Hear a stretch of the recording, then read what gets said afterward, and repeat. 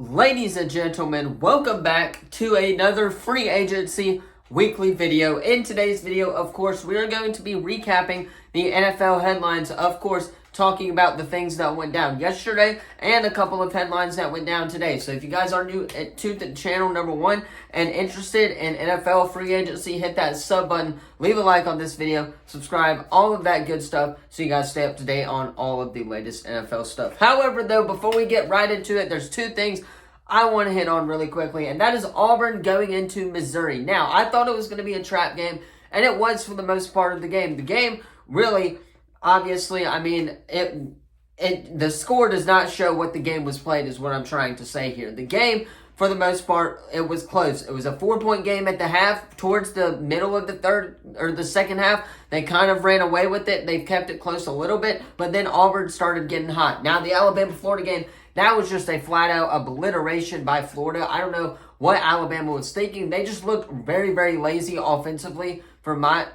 point of view, at least, they turned the ball over very easily a lot. And Florida took advantage of that and obviously won the game. Now, there is a chance still for that 5-way tie, but one thing has to happen tonight, and that is South Carolina beating Tennessee tonight at 6 o'clock on ESPN2. So that is what has to happen. And then, of course, Kentucky needs to go into Tennessee and beat them. Alabama needs to beat Arkansas this weekend. And then Auburn needs to beat Georgia for the 5-way tie in the SEC. It is still possible, but we just have not gotten there yet, and we still need one more thing tonight to happen. Anyway, though, let's go ahead, hop right in to this NFL free agency headlines video, as we got a lot of headlines to talk about. Alright, so there are a lot of headlines to go over, and let's just go ahead and start going down the list, and then we'll talk about a few of them as well. So, the first thing that I have, the first headline, if you guys did not hear, is that Carolina has officially placed the non-exclusive franchise tag on outside linebacker Brian Burns. Now, quote on this, he wants $27 million per year. That is insane to me, but I think Carolina should get it done. And, of course, obviously, we will see about that one. The next headline, though, is that the Carolina has officially notified Hayden Hurst that he will be released at the start of the new year on May 1st as well. Ravens franchise tag Justin Mgbakadu. I know you guys know who that is. It's the defensive tackle for the Ravens who's really, really good. Obviously, they used a franchise tag on him. The Bucs have franchise tagged Antoine Winfield Jr. as well. Obviously, that is a great thing for them, but a lot of fans are not happy about that. But there should be a long-term deal coming very, very soon for that as well. A headline, speaking of deals in the NFL, is that the Texans have re-signed tight end Dalton Schultz for a 3-year, $36 million contract as well. So, obviously, Dalton Schultz making bank, staying in Houston with the Houston Texans as part of that elite offense that it was this past year. Moving on to the next headline, though, the Jags have officially cut safety Rashawn Jenkins and cornerback Darius Williams as well.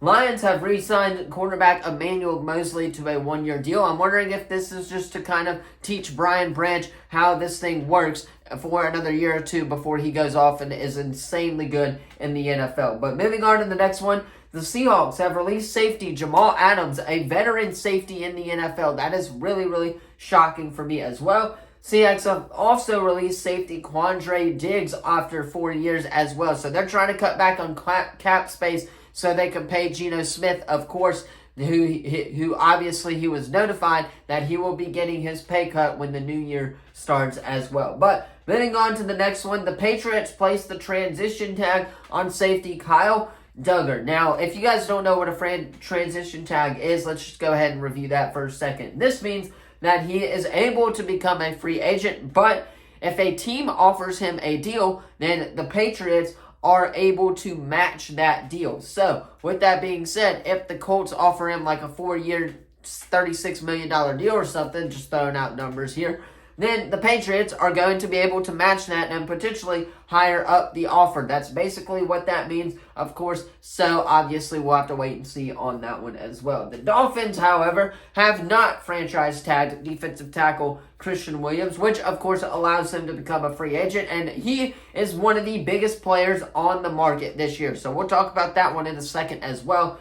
But going on to some more headlines, franchise tags in the NFL. Michael Pittman Jr., Jalen Johnson, and Josh Allen of the Jacksonville Jaguars are all franchise tags and have all been franchise tagged by their respective teams. So, obviously, this means that they're going to try and get a long-term deal done with them as well. So, moving on to a couple more headlines, and then we'll talk about what some of these mean for future teams going forward. The Cowboys are exercising the fifth-year option on Micah Parsons, but the catch is that they are exercising that as a defensive end, which saves them $3 million in cap room. So if they would have done left end like his original position, then obviously they would have had to give him $3 more extra $1 million, which of course not happening in this one. But overall, we placed the franchise or the fifth-year option on Micah Parsons, so we get to keep him for another year on his rookie deal. We don't have to give him a lot of money yet. Obviously, he's going to be a big superstar when free agency comes around next year. But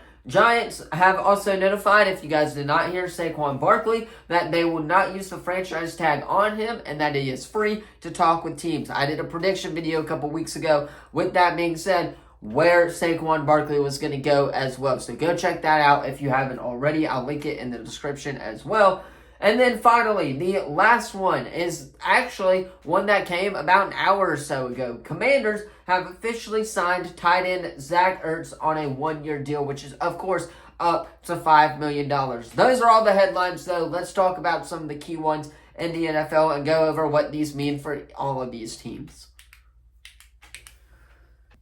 All right, so I think that a couple of the big headlines here is that the Ravens are re-signing defensive tackle Justin, which means, of course, they are getting a stellar player again. They're keeping him in Baltimore, which is good for that organization because he was a key part of their defense as well. The Bucs tagging Antoine Winfield Jr. I know a lot of people are showing hate for that organization right now, but I do not think that this means we're going to trap him. I think this means that they're going to get a long-term deal done because, again, he is one of the better players on that team defensively, and, of course, he definitely deserves a big contract. Another one, though, that is very interesting for me is that the Texans have re-signed Dalton Schultz to a 3-year, $36 million contract. That's going to play a huge part next year in C.J. Stroud and his system role as well. So expect the Texans' offense to be really, really good next year as well. Again, another one that I'm looking at right here is the Lions have re-signed quarterback Emmanuel Mosley. That one, like I said, maybe just to kind of teach Brian Branch how things go around here for a little bit of a year, and then, of course, they can get rid of him, and then Brian Branch will be the future cornerback of that franchise as well. Another big one, though, Michael Pittman, Jalen Johnson, and Josh Allen are all franchise tagged. I really, really like this decision. I think Pittman needs to stay in Indianapolis. I think that, obviously, he needs to have a quarterback that's going to throw him the ball and stay more consistent and stay healthy for a full year. Jalen Johnson being on the Chicago Bears, not too sure about that one. He's a great player, definitely does not deserve to be in that organization. But we'll see what they do in the NFL draft. And then, of course, Josh Allen staying with the Jags, a big, big part of the Jaguars organization and that defensive side of the ball as well. He was one of their main players on the defense as well. And then the last couple of them, Commanders are signing free agent tight end Zach Ertz. That is really big for that offense as well. Give Sam Howell another weapon if they're going to go that route with the quarterback position, or draft somebody to give them another weapon along with Terry McLaurin as well. So those are all the headlines so far in NFL free agency. Let's wrap up the video in what was a very, very quick video, but we're just talking free agency here. Anyway, that is going to be all for today's video. Of course, if you haven't already, don't forget to like, subscribe, turn that bell on, as we do our best to post on this channel every single day. Tomorrow is basketball predictions, and then Friday is going to be Franchise Friday with the Arizona Cardinals. So tomorrow is our last conference predictions for the year. The last regular season SEC conference play before March Madness and tournament time hits as well. Really quickly, just to recap a little bit, Kentucky upset number 12 Georgia in the SEC tournament in women's play today. So obviously that's going to be big going forward. We'll see how far they can get and whatnot. But obviously, last night in the Sun Belt tournament, I want to hit on that really quickly before I let you guys go. I think I went 2-0 yesterday. I had Coastal Carolina getting the upset, and then Texas State won in an overtime thriller game, which was absolutely very shocking to see that score on the bottom. And then, of course, South Alabama plays tomorrow. So there's a lot going on in the world of sports. Let me know how hype you are for March Madness in the comments down below. Who you got winning the national championship, and I will see you in the next video. Peace.